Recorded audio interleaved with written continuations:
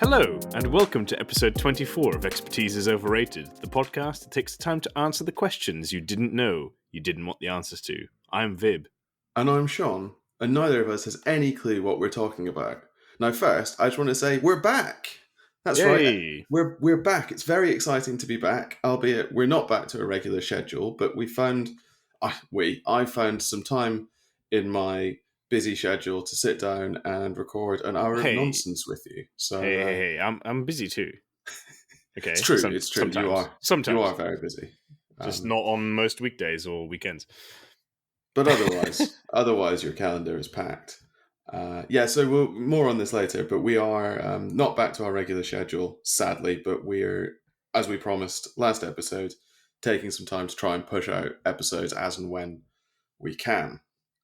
Now, before we move on to today's episode, let's award the much vaunted Expertise is Overrated Tinfoil Award. Now, as a reminder, this is an award that we give out at the start of each episode to the person who had the most ridiculous point in not last week's episode, but last time's episode, or just the last episode. Last episode. You could just say last episode. Yeah, well, I could, but brevity has never been my soul of wit, hasn't it? I'm gonna just cut you off there to say that I'm getting it this week. I know, and isn't it great? I'll put you out of your misery. We were struggling to remember what we'd actually said, and then you had a note that just said Dracul progenitors. Yes, and I had this overwhelming sense of shame. Yeah, it's quite funny how this one sort of pinballed, because we both knew it was Dracul, and then when you said that, I was like, oh god, yeah, it is, and that's probably going to be me because I say some stupid shit about Dracul. Yeah, but we were trying to work out where the vampires came from in the Dresden Files, obviously the 3 or 4 courts that there are, and I suggested what at the time in the heat of the episode sounded like a really good theory, namely that what had happened was that Dracul had somehow managed to take parts of his sort of essence, his inherent vampiricism, and bestow unique parts of that on different sires of the various vampire courts. But as you can tell, as I'm talking about it, no, that theory is batshit insane. Yeah, it really is. I mean, it's one of your crazier theories. I think the issue is it's not. How to put this? It's not an inherently terrible theory so much as it's just in no way, shape, or form supported by the text whatsoever. I think you just got tired of me talking so much shit about Dracul that you were like, no, I'm just going to step in and go really overboard. It's quite possible. I mean, I just really like the note that you put in the little quote unquote script that we have, where you said, "Oh no, I've remembered what it was."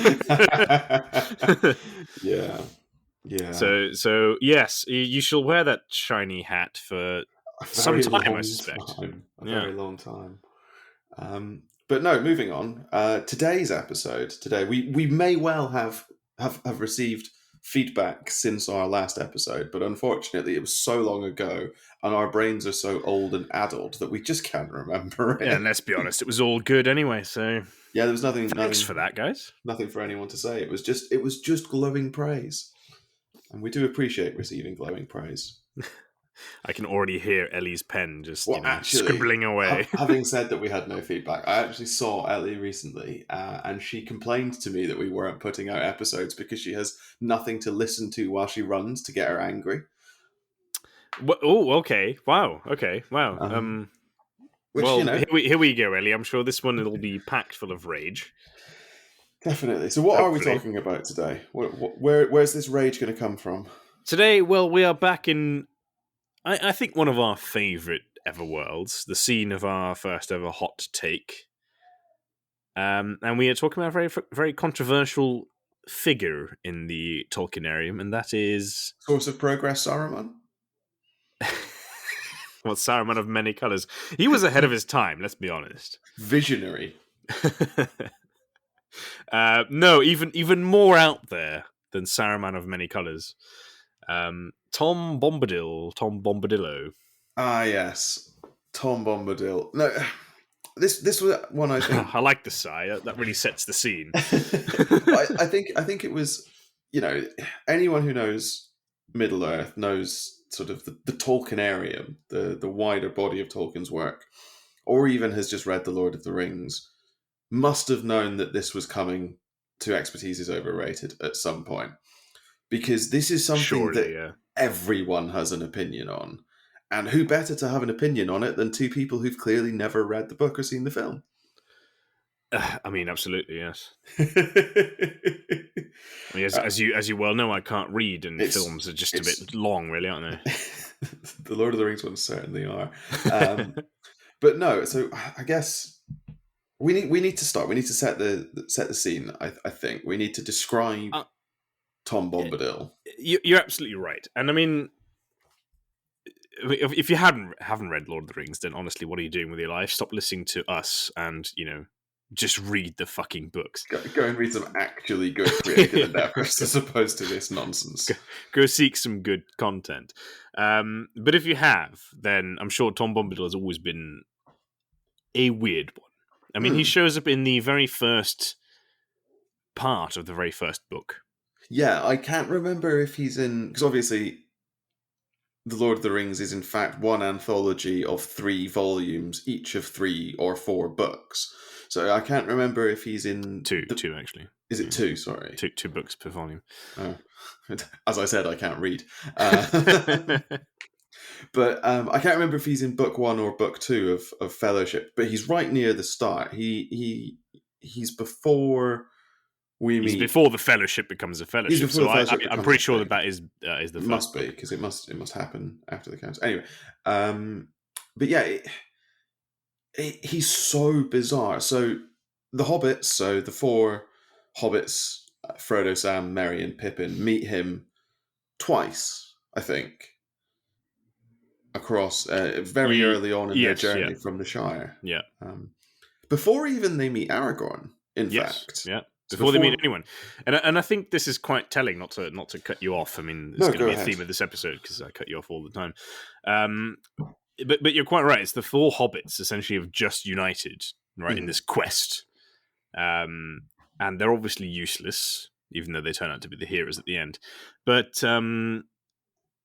very early on, I mean, they haven't really left the Shire. I don't think they have actually left the Shire, right? This is still in the Shire. It's because it's before Bree, which is where they meet Aragorn. It's before Bree, but don't they first meet him in the Old Forest, which is one of the borders of the Shire?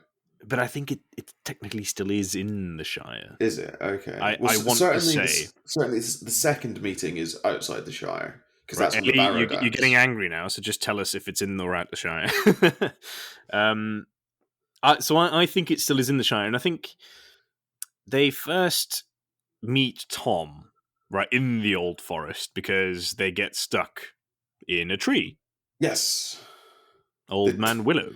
Yes, and this is our sort of first real encounter with the deep past that Lord of the Rings is just borrowing from. Is that fair? Because Old Man Willow he's not a character, he's a tree. It's probably not even really fair to call him a he, because aren't trees sort of... Well, he's called Old Man Willow, I suppose. Yeah, but don't trees also have, like, I'm not good at science, but like man bits and lady bits in flowers and stuff. So isn't he both a man and a... Anyway, that's irrelevant. But wow. He's a tree, to be completely clear. But he's a tree that seems imbued with malice. Yes. And we don't really... I think the only thing other than that we've seen prior to that is obviously we've come across the Black Riders to an extent. Yeah, and essentially they just hide from them, right? They're obviously evil. It's like, oh no, these Dark Riders. But we don't know. We think they're just men. Yeah, I mean, really fucking creepy men. Oh yeah, absolutely. But because Old Man Willow, there's nothing seemingly malicious at first, right? I mean, the Old Forest is old, and you can tell there's history there, and there's a sense of gravitas. But I think before they really know that there's any kind of danger around, they're just enveloped by this tree. Yeah, they try to get eaten. A tree tries to eat them, which I imagine would put a bit of a dampener on your day. really. Yes, I mean when you're trying to get to Rivendell and you've barely made it, 20 miles. You're not quite got past the North Circular, and already a tree's trying to eat you. But I think this is important because it sets the scene, right? Here are our Yes, 4 heroes. it really hammers home just how out of their depth Absolutely. they are. They can't even Leave their hometown, leave their essentially. hometown. Exactly. And then they get eaten by this tree, and it really looks like that's sort of the end of the quest. Really, they're just Yeah. gonna die. And then along comes singing Tom Bombadil. Hey, Tom Bombadil. And I think we have to pause here to say that if you don't like Tom Bombadil because he's singing, Get out. you've missed the point entirely. I don't even know what the point Just of get Tom out. Bombadil is, but yeah, you can hang up your headphones and stop listening. Hand in your nerd card. Yeah. But yeah, he seems to exert some sort of power over Old Man Willow. He sings at Old Man Willow to vomit back up the hobbits. I mean, it's quite remarkable, really, isn't it? Because this is the most malicious thing we've seen in action. I mean, you mentioned the Black Riders, but we don't really see them do anything. All right, this is the first obvious bit of harm, Yeah. other than, I suppose, Farmer Maggot. But Whoa. it's scary, right? And all that happens is Tom, this merry gent, in his bright clothing, comes along. He Yeah. sings at the tree, and the tree just, without hesitation, just says, Mm. "Okay, here you go." Yeah, you're all Sorry. right. And this scene does actually, in some fashion, make its way back into the films, because obviously Tom Bombadil isn't in the films. Yeah. And I think that's probably the right call in the round. That I think so, we can yes. maybe come on to that in a bit, but I don't think he works in the films that Peter Jackson was making. I mean, yes and no. I mean, I wouldn't mind the films going on for 5 hours each, so No, but by all means, put him in. he would be tonally very off, I think, Yes, because probably. because yeah, Because no one sings. no one sings. Well, doesn't Aragorn sing? Yeah, He the sings. Well, very end he when sings everything's right at the great. end, and it's weird. Exactly. Well, and I suppose, what's his name? Pippin sings. Pippin sings. As Faramir's men get slaughtered. Yeah, and Eowyn sings in the extended edition. Oh, she does, yeah, you're right. Anyway, none of them sing quite like Tom Bombadil sings. No. He sounds a little bit like he's singing limericks. That's how I've always sort of imagined it. The scan isn't there, but it's that sort of irreverent singing as he skips through the forest. Yes. Which is great. And then so he rescues the hobbits and takes them to his house, where we meet Goldberry. Yep. His wife. His wife, the River Daughter. Yep. And then they have a lovely couple of days in this oasis of calm, being fed and watered by Tom and his wife. And then the hobbits are sent on their way. Quite the thing. And they immediately fuck up and get into trouble again. Oh. Like, immediately. And it's really funny. And they end up trapped in the Barrow Downs, which is the sort of the land between the Old Forest and Bree that they were expressly told by everyone that they met not to go through. And they including, I'm pretty sure, Tom Bombadil. I'm fairly sure Tom Bombadil said, "Don't go there, guys. That would be bad." And that's obviously, I mean, it's called the Barrow Downs. It's covered in mist. There's eldritch standing stones everywhere, and then the hobbits end up in a white barrow, and it looks like they're probably dead this time. Yeah. But if I remember right, Frodo starts singing for Tom to come and save them, and he just comes and does it. I think that's right. I think Frodo ends up singing to try and get... But they're all like bedecked like Númenorian princes, it's weird. Yeah, it's weird. It really is weird. And then, just Tom just appears out of nowhere, sings the whites back to sleep, rescues them all, walks them like 20 yards to the edge of the Barrow Downs, and then says, "Right, see you, I'm off, breeze that way." Yeah. It's and that I really do see why that didn't make it into the films. It's a bit like that scene from Empire Strikes Back, right, where Luke fights Vader or Luke, and it's just I get there's a point that's being made, but I yes, don't think anyone knows what that point is, no, I think that's probably other fair. than in that case George Lucas, and in this case J.R.R. Tolkien. Yeah, well, I think we can maybe come on to this, but I think even Tolkien never admitted that he knew what Tom Bombadil was about. No, we will come on to that because I think that's absolutely the point. Yeah, Um, yeah. but, Spoilers. but That's Tom the point. Bombadil, like for all the hate he gets, and I think it's because people don't understand him. I love him purely for that reason. You know, The he's fact that you don't quirky. understand him. Exactly, you Yeah, don't no, I think understand him. He I think comes that's in fair. and he's so out of place, right? Well, he is and he isn't because you know everyone in the Shire, all the hobbits are quite brightly coloured and Yeah, aloof and all that sort of thing, and he very much feels like a hobbit in that sense. He's just on a power scale that we've until this point not seen, and you know, I think we don't actually see ever again in the books. no, I Um, think that's probably fair. I think that's probably fair. But I think, yeah, I think that's.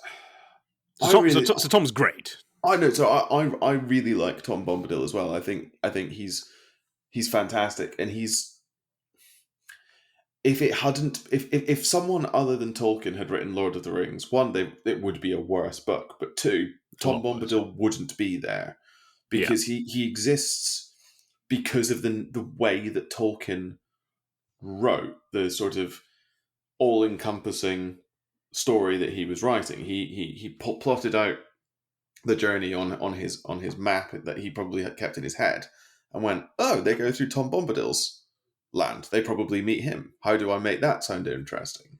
Rather than how do I get the hobbits from A to B? Because he already knew that he knew the journey. So who do yeah, they meet along the way? yeah. I Um, mean, let's bear in mind that this is a guy who, I mean, he obviously drew a lot of maps. yeah. And like for example, the very northeastern corner of the map had a rich history and people there, and not and who knows what else. And yet, no one ever travels there for the books that we really Mm, read, right? absolutely. So this is just the mind of the man who brought you the Lord of the Rings and assorted works. Yeah, it's a scary, scary mind. It is, but phenomenal. Absolutely. So those are the two interactions about with Tom. Yeah, The old man rescue from old man Willow and staying with him in Goldberry, and then Fog on the Barrow-Downs. So what do we see him do? Why does he create so much consternation? You yeah. know, I mean, it's a good question, right? And because he certainly does, and he does at the time.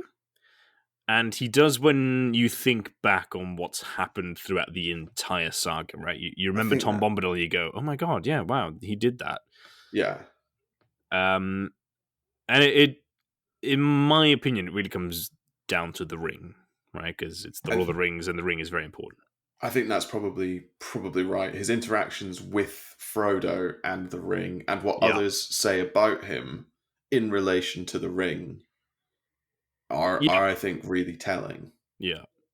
So I mean, because when we, as you've mentioned, when we first meet Tom, right, it's the first big evil we see, Old Man Willow, and he just comes along singing, and Old Man Willow's like, "Oh yeah, okay, fine, sure, yeah, you mm, caught me," and that trend very much continues, right? Because Frodo is already being slowly worn down by this ring and this heavy burden, and oh my god, how terrible it is! We've got to get to Rivendell, etc., etc., etc. And the ring is quite clear this evil entity, and yet Tom is completely nonplussed. he is, and he's also the only person that we see who nonplussed is a good way of putting it, but he seems completely unenamored with the ring. Right, Yeah, it's the central plot point for basically everyone else that we interact with, one way or another. They're either the ring bearer, part of the fellowship, or their entire time on the page is influenced by the ring. yeah. You know, even up to people like Theoden or Eomer who never interact with the ring bearer, but or really know what the Ring of Power is. But they all know that it's something. They know that it's something, and everything that's going on in their lives is directly linked to the ring. And then you've got Tom, and you're sure, or maybe you're not. I'm fairly sure that if Tom were telling you the story of those couple of days that the hobbits spent with him, he'd probably not mention the ring. It just doesn't register for him. Yeah, it's not At interesting for all. him. Yeah, He sees Frodo put it on and can see Frodo and is just like, Frodo, take the ring off. Your finger looks much nicer without it, which is an odd thing to say. I think he puts the ring on and nothing happens. It seems to hold no power over him. but that is quite telling, right? That he sees Frodo put it on, and he says your finger looks a lot better without it. So in a way, he does see it as something that shouldn't be. I think that's probably right. Yes, I think there's, as with so much that's said about Tom, or that's said by him, there's so much wrapped up in everything that he says. Yeah. He's not just saying, oh, I think your finger looks better without a band of gold on it. He's saying, I think, don't wear the ring. It's not good. It's bad for you. It's causing you harm. You'll be much better off if you don't wear it, I think. Ooh, I'm not sure I'd go quite that far, because that's implying that Tom takes sides. I don't know if that's the best way of putting it. If you think when Tom introduces himself, he talks about the quote is, it's a quote you provided, so I'm stealing your thunder. Tom remembers the first raindrop and the first acorn. He knew the dark under the stars when it was fearless, before the Dark Lord came from outside. He's picking sides there. Against Morgoth, not against Sauron, but he's picking sides. He? I think so. No, what he's saying is he's just putting his claim there. Eldest. That's what I am. That's literally it. I don't think he cares about anything that follows. No, I think he does. I think he's saying that the Dark Lord, so Morgoth, Melkor, came and corrupted even darkness. He knew the dark under the stars when it was fearless. Perhaps, yeah, perhaps. I think that there's so much wrapped up in that fearless and Dark Lord as well. Tom knows who Melkor is. Why not just say Melkor or Morgoth? Why Dark Lord? There's weight to that, I think. Well, part of me would like to say that if you say the name Melkor, I'm not sure any Hobbit would understand who you're talking about. Or even Morgoth. That's potentially fair. Yeah. So there's that. So I think this brings us into a really interesting discussion. Okay, so I guess what you're saying is that he doesn't give two shits about the ring, but he knows it's bad. I think that's right. I think that's what I'm saying. Yeah. So, okay. So and he obviously puts it on, and nothing happens. So my question to you is, what would someone like Manwë say, and how would someone like Manwë react to the ring? So that's a very good question. I'm going to say, so this is what, in some AU where Manwë sets foot on Middle Earth. Yeah, or say, for some odd reason, Frodo and the hobbits sail to the west with the ring in an attempt to keep it safe, and Manwë's just there like, oh, hi. And they hand him the ring.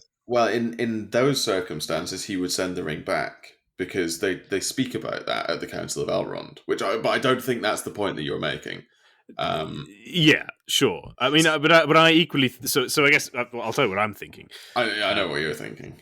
I think that Man would react very much the same way, right? He would be able to see Frodo when Frodo puts on the ring. He would be able to put on the ring and not give two shits about its effects.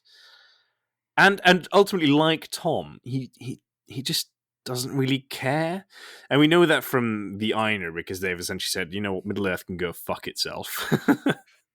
You've caused enough trouble. We tried to help you out, and we've got nothing but grief. So sort yourselves out.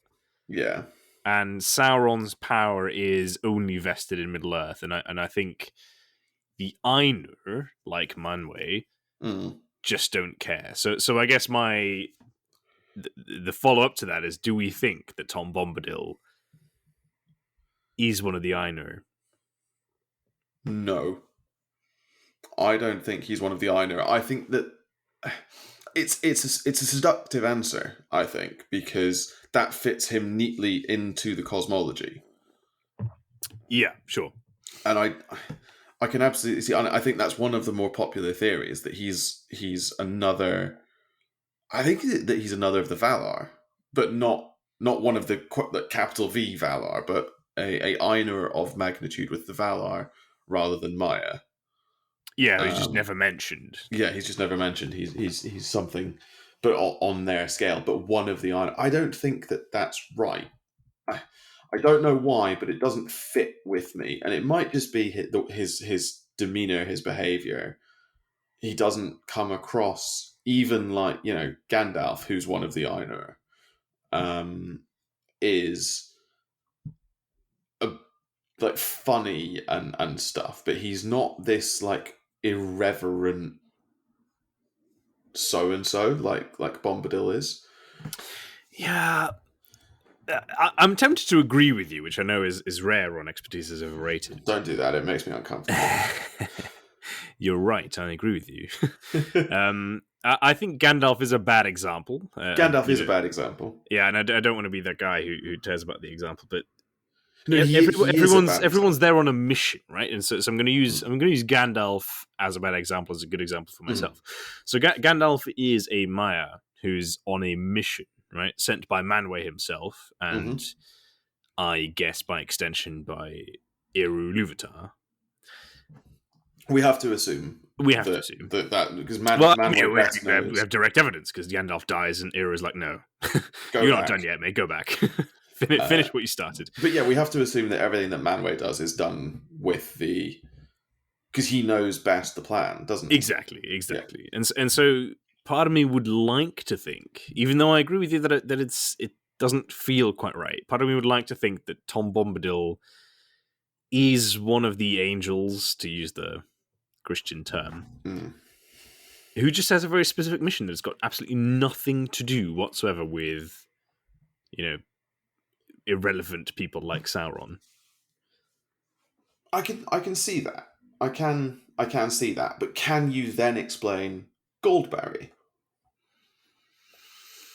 Can I then explain Goldberry? Well, is Goldberry almost more confusing. Yeah, because she's the river daughter. Yeah, and if I remember right, and correct me if I'm wrong on this because it's been a while, but doesn't Tom, in like the Adventures of Tom Bombadil, which is a standalone book of poems, doesn't he go on an adventure and like kidnap her essentially? Yeah, I think that's right. I don't think kidnap. I think he wins her. Yeah, which is almost worse. I think from her father. Yeah, that sounds familiar. I remember the story being quite awkward. Yeah. And inappropriate and just so not 2021. Which is fine, given it was written nearly 100 years ago, I suppose. Yes, it was written after between the wars. It's okay. But in terms of like explain Goldberry, I mean all the Valar are, well, not all of them, but the vast majority of certainly important Valar are married. Yeah, they're all buddied up, aren't they? Yeah. So yeah, maybe that's that. It's like I say, it's a good. I think it's a good starting point. So any theory has to be better than he's an Ainur. I think I'm going to say Valar, even though I know people will tell me that that's not right because the Valar are the codified 12. But I think, yeah, well, I mean, look at the Greeks. They changed the. But I guess it's the difference between being a Greek god and being an Olympian. Well, exactly, but the Olympians change all the time anyway, so. Yeah. Only once. Isn't it? Yeah. On the birth of Dionysus. Dionysus in change of whoever it was. Hestia, yeah. Anyway, yes. So any theory needs to be better than that, I think. Yeah, I mean that said, to follow that theory through, we have to, I guess, figure out what Tom What's his Bombadil, purpose? what was his purpose? Yeah, and Mm. it's entirely unclear. And I'm also not sure that it's right. I'm thinking about it now. He calls himself eldest, and then someone else, Glorfindel, talks about him. And Glorfindel, one assumes, would know because Glorfindel's been to the Undying Lands and back, and he refers to him as first. Last he will be as first. So unless that implies that can't imply that he's the eldest or the first of the Ainur, because we know that the mightiest of the Ainur was Melkor, and I don't see, and there's no evidence that. It gets so weird when you talk about the music of the Ainur, but that exists sort of timelessly. Okay. No, I'm glad you said that. So let me just, I guess, read out the quote that you, I guess, are alluding to. But in any case, said Glorfindel, to send the ring to him would only postpone the day of evil. He is far away. We could not now take it back to him, unguessed, unmarked by any spy. And even if we could, soon or late, the Lord of the Rings would learn of its hiding place and would bend all his power towards it. Could that power be defined by Bombadil alone? I think not. And this is the important bit. I think that in the end, if all else is conquered, Bombadil will fall, last as he was first, and then night will come. Yeah. And I think the fact that you said timelessly leads me on to my next theory, is that Tom Bombadil is the Valar of time. Okay. Right? Last as he was first. Sure, Because if but it's I mean, to draw analogies with modern physics, I suppose, before the Big Bang there was no time. So equally before the creation of Arda, there was no time. no, I think I guess that was my point. How can he be? I really struggle to conceptualize him as one of the Ainur because he refers to himself as eldest, and others refer to him as first. And we see no indication that any of the Ainur came to Arda before the Valar. Sure, but yeah, I guess do we know any Valar who talk about him? We don't know any Valar at all. I suppose we don't. He's not. I don't think he's mentioned in the Silmarillion. I could be wrong about that, but I don't think not by he the name is. Tom Bombadil. No. No. So I guess the question for us then is: was Bombadil there before the Valar?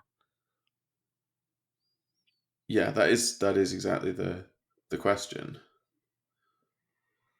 And this is, I guess, where some of the other theories come in.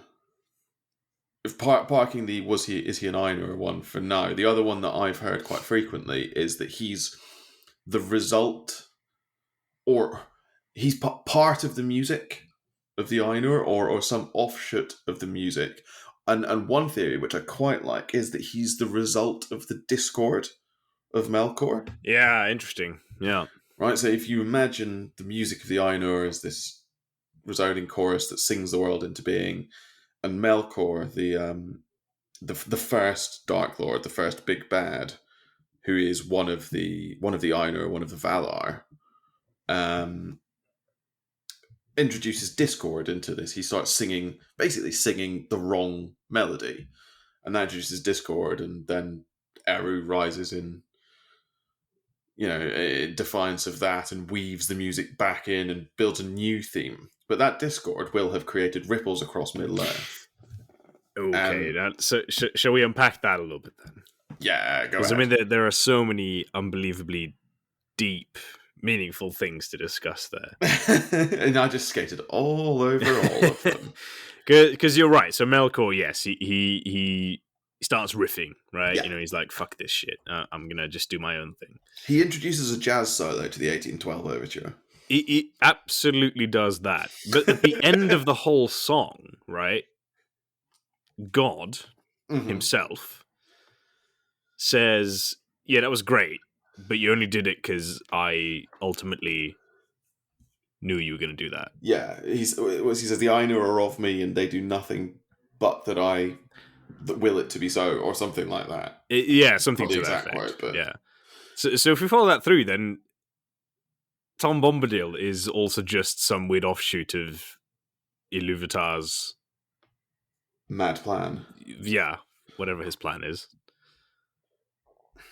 Yeah, yeah. I guess that has to be true if we assume that Iluvatar is telling the truth there, and we have no evidence to disbelieve him, them, her. I mean, it's Tolkien, so it's almost It's certainly him. going to be he. Yes, he.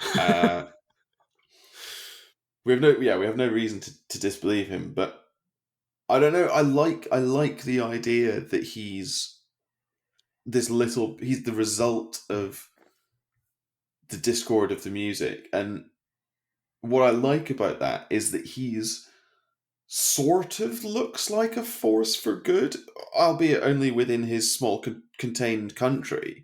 But he saves the hobbits. He's not malicious. so that's actually an important point. Like, so he is clearly all powerful, but has a very small sphere of influence, right? Yes, yeah, Which he himself says, I cannot go beyond my borders, essentially. yeah. So this is why I'm not a big fan of the discourse theory, because I just can't logically follow it through. No, that's fair. I like it because what I like about it is that it implies that some of the discord that Melkor introduced into the music of creation resulted in good things, which wouldn't have been what Melkor intended. But the nature of the act of creation is to create things that are good. Yeah, but is he good? Surely he's neutral, if anything. I think he's neutral good, to use the D&D alignment.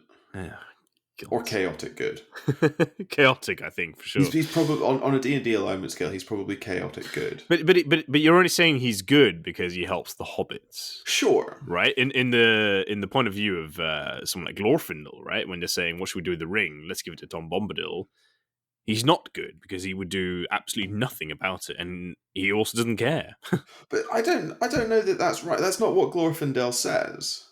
Glorfindel says, Gandalf says, if we send him the ring, he'll lose it or forget about it at some point, or drop it or something because he's an idiot. We've got Glorfindel and Galdor both talk about the fact, like, they talk about him as someone who is on their side but unable to help. I think, which actually lends weight to the he's an Ainur theory. If he really is the living embodiment of time, or whatever, then he is quite likely bound by rules not of his own creation that require that he not interfere. Yeah. So I guess that brings us to unpack the next quote. If I just stub myself into reading all these quotes out for us. Well, no, which quote is it? Is it the Eorwain? The Arwen one, yeah. Yeah. So this is Galdor in response to Glorfindel, who says, "I know little of Eorwain, which is the Elvish name for Tom Bombadil, save the name. But Glorfindel, I think, is right. Power to defy our enemy is not in him, unless such power is in the earth itself. And yet we see that Sauron can torture and destroy the very hills. What power still remains lies here with us, here in Imladris, or with Círdan at the Havens, or in Lorien.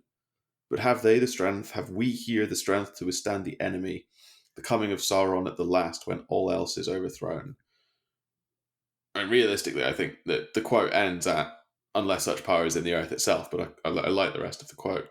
Yeah, no, same.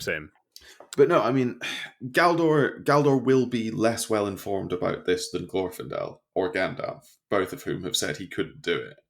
You say for that, but different reasons. I think we're meant to believe is a first age elf, right?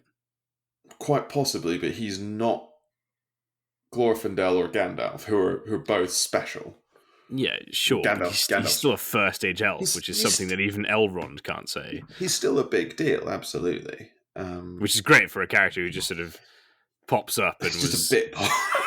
unimportant enough to be included in the films, unless of course you watch the extended editions. But I think you're quite right. The quote probably ends at "unless such power is in the earth itself," because maybe that gives us a clue from Tolkien himself as to what Bombadil might be. Again, Yeah. And the other theory here is that he is the living embodiment, or the living embodiment of Arda or Middle Earth yeah, itself. and that would make sense given that he lives in the old forest, right? And is Yes. probably aware of the Ents and the Ent wives and all this, and that's the stuff he Which, cares about. yeah, and we do have that, I think, from Gandalf at the very end, doesn't he? Say that he has to have a chat with Bombadil, who would own the only bit of their adventure that Bombadil would be interested in would be the meeting of the Ents. Yes, yeah. So yeah, I think that idea has some merit, certainly, Which but it throws up questions. it throws up so many questions because what does that mean? What does that mean? Where does it come from? What does Is that it mean? Because if he is the Earth itself, then is not Old Man Willow an aspect of him? yes?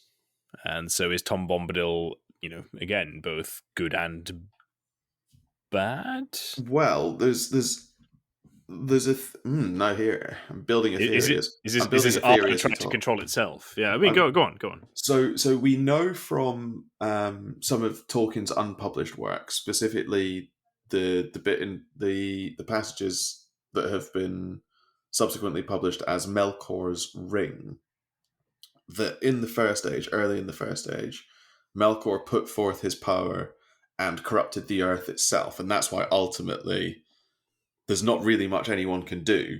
Middle Earth is fucked because Melkor expended so much of his strength in corrupting the very earth itself.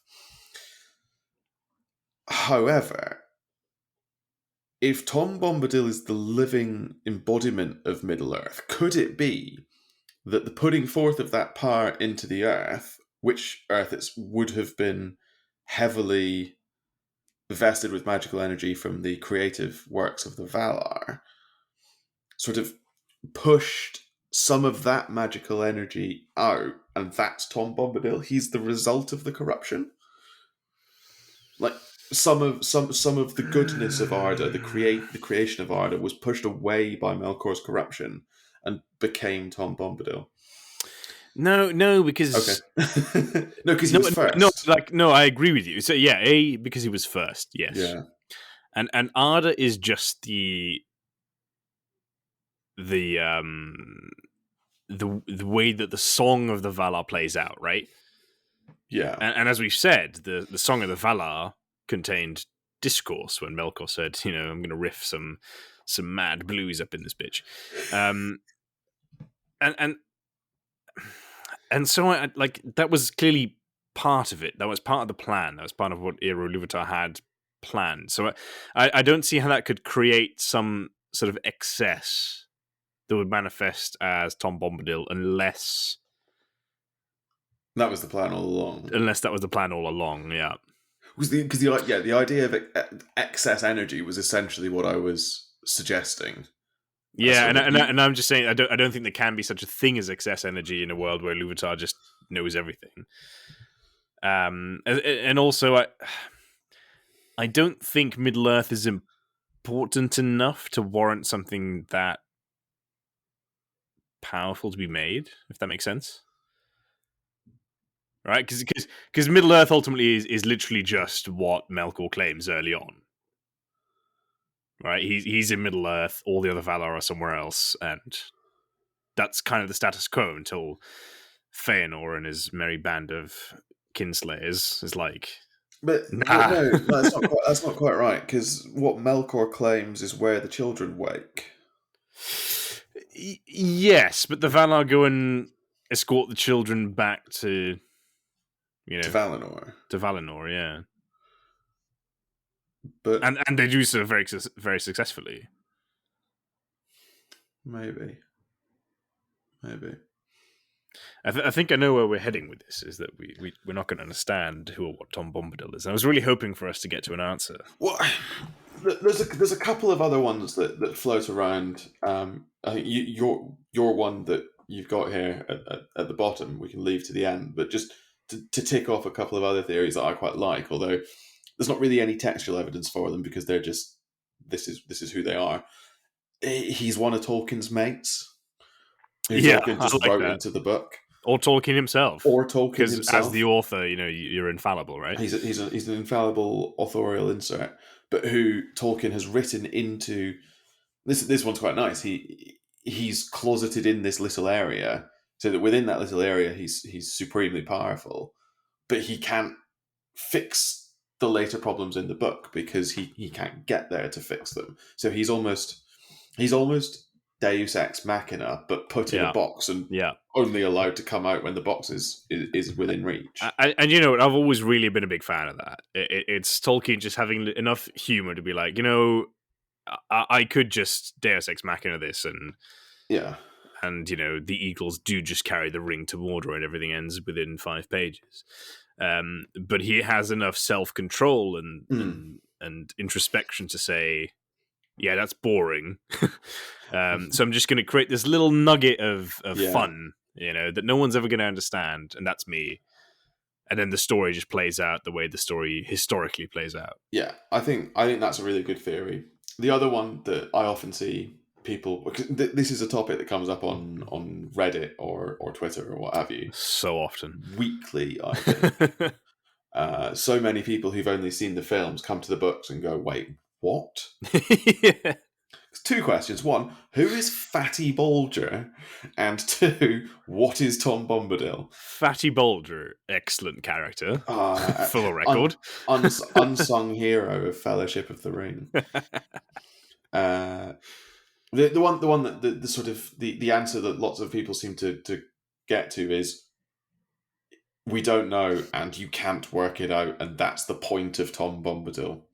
That there's magic in the world that even Elrond or Gandalf or Glorfindel don't know and don't understand. Yeah. Because Tolkien wants to live in a world where that is true, where there is glorious and unknowable magic that just exists.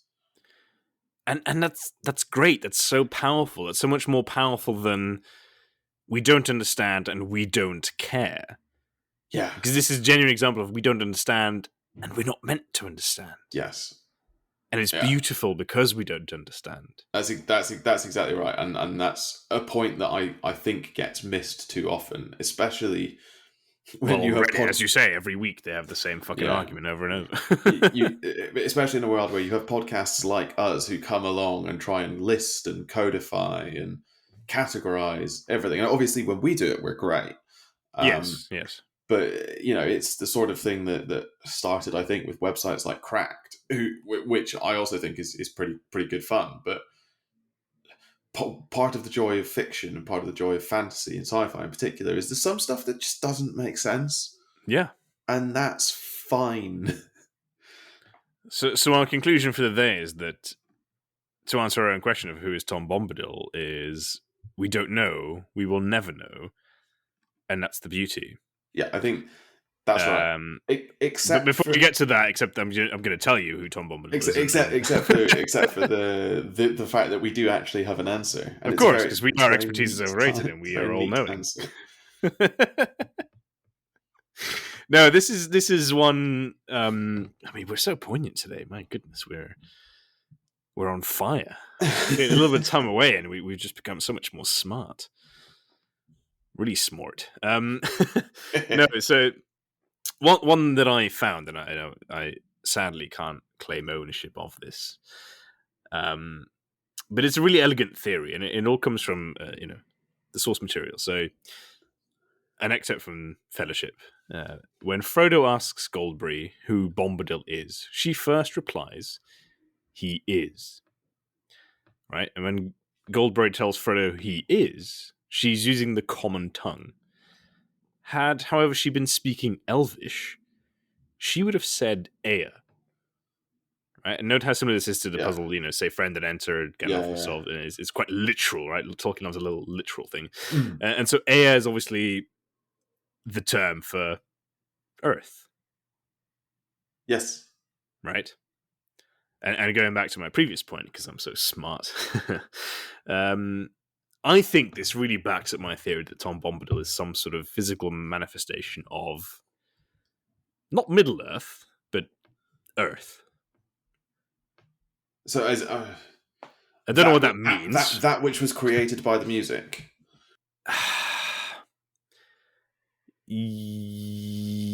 Yes.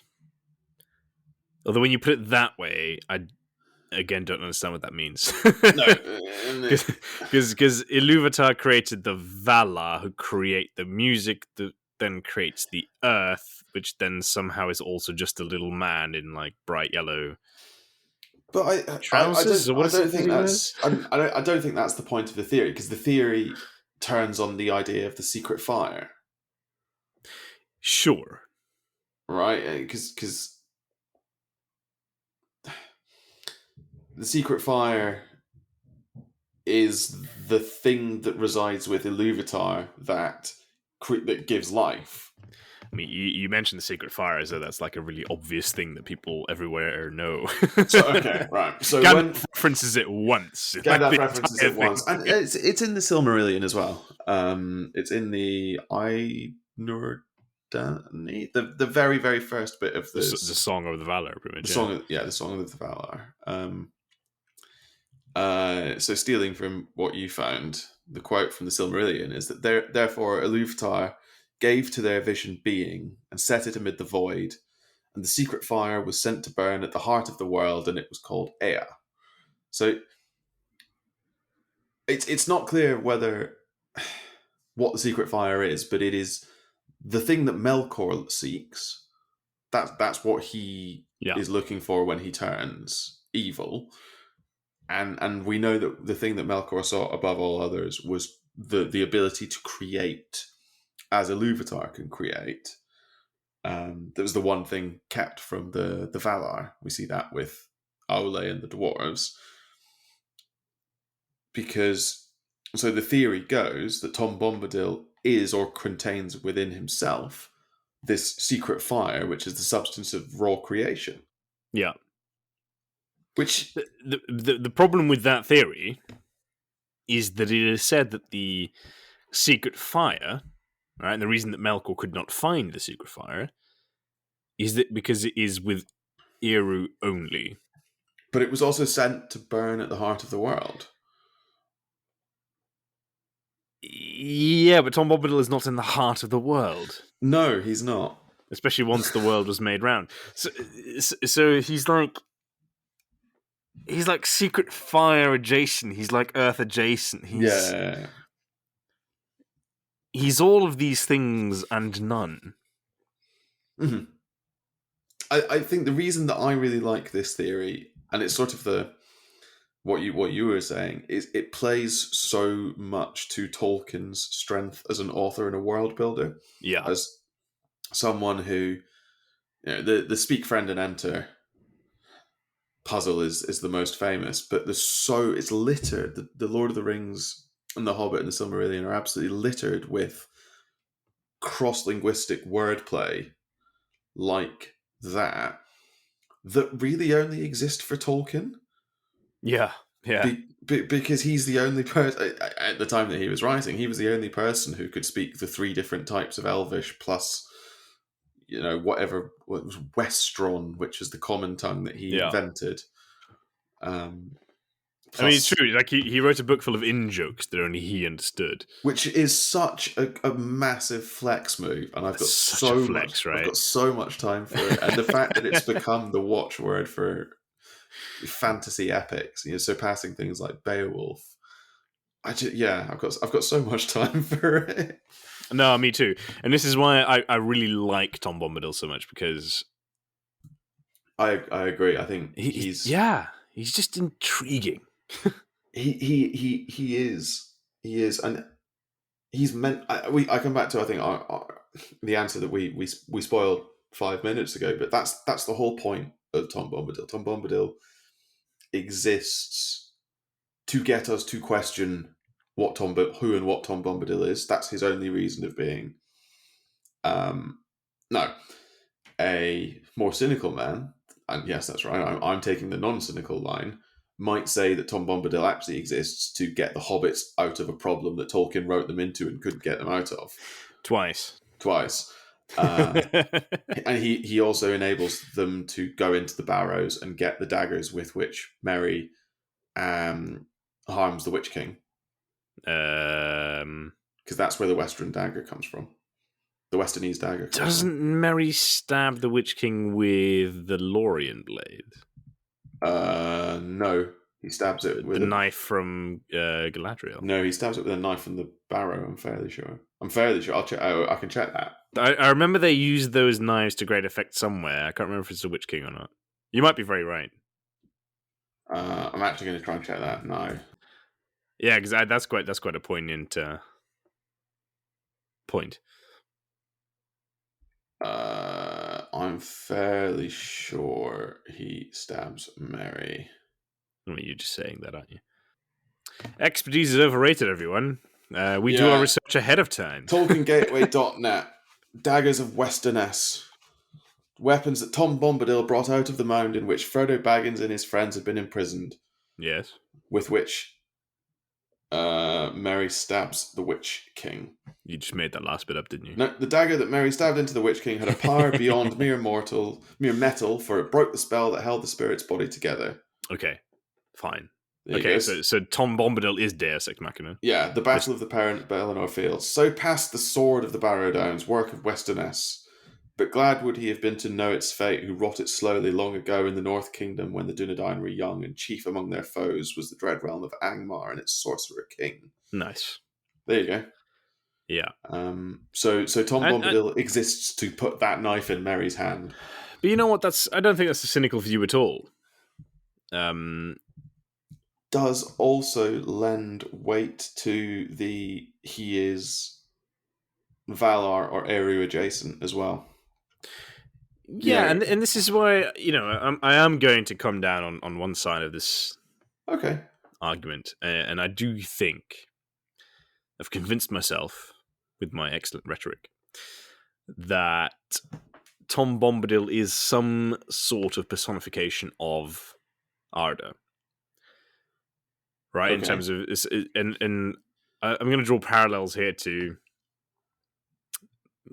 the world we live in, right? And so much of it is personified and anthropocentric, right? We care so much about what happens to humanity, etc., etc., etc. But ultimately, what is really happening is that we live on this gigantic rock that just flies through space and does its own thing.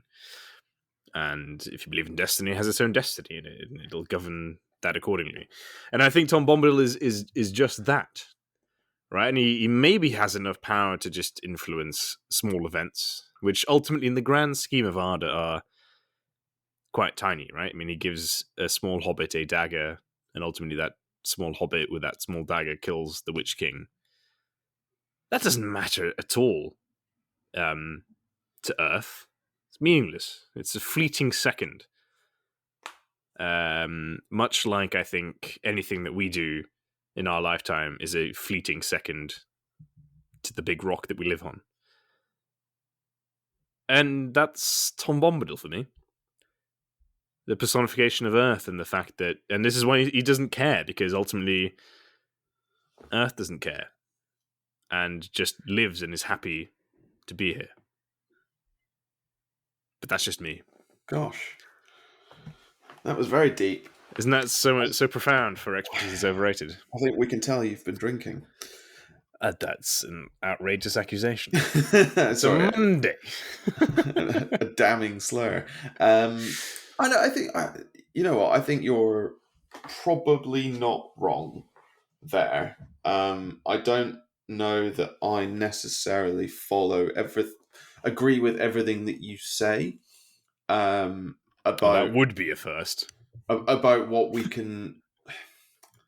I think that Arda does care that Merry stabs the Witch King, but I think that the way that Arda works, the way that the Valar work, the way that Eru works, is tiny little things done around the edges to enable people to act on their choices.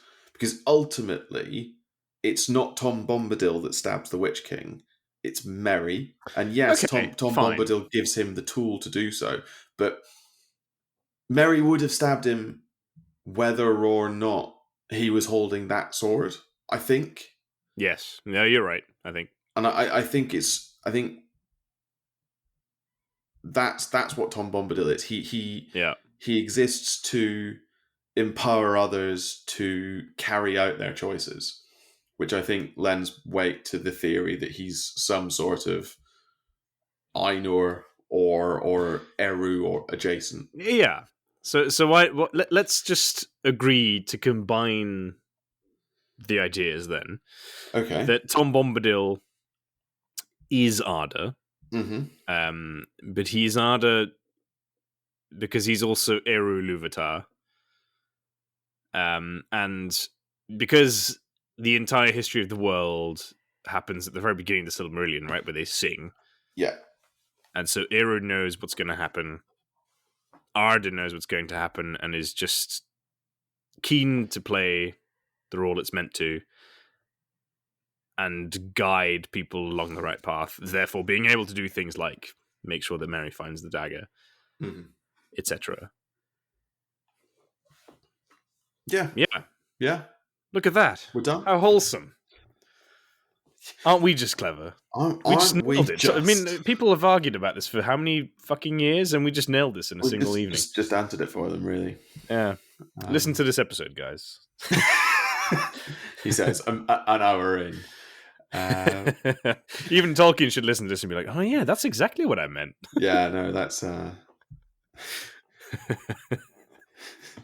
Oh, Jesus Christ. We're going to need to take another long break, aren't we? I was going to say, I think we need to stop there. Thank you so much for listening to this episode of Expertise is Overrated. No doubt, we've said some things that are either objectively wrong or, in this case, downright offensive. As ever, feel free to let us know. Rate the podcast and leave us a comment or drop us an email at expertiseisoverrated@gmail.com. Tweet us at ZeroExpertise. Check out our website, expertiseisoverrated.podbean.com, or come join us on our Discord server.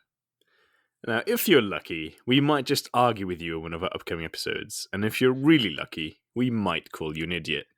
Now, we're not quite back to our regular schedule, but in our next episode, whenever it may be, we are going back over old ground as we revisit some of the previously awarded tinfoil awards.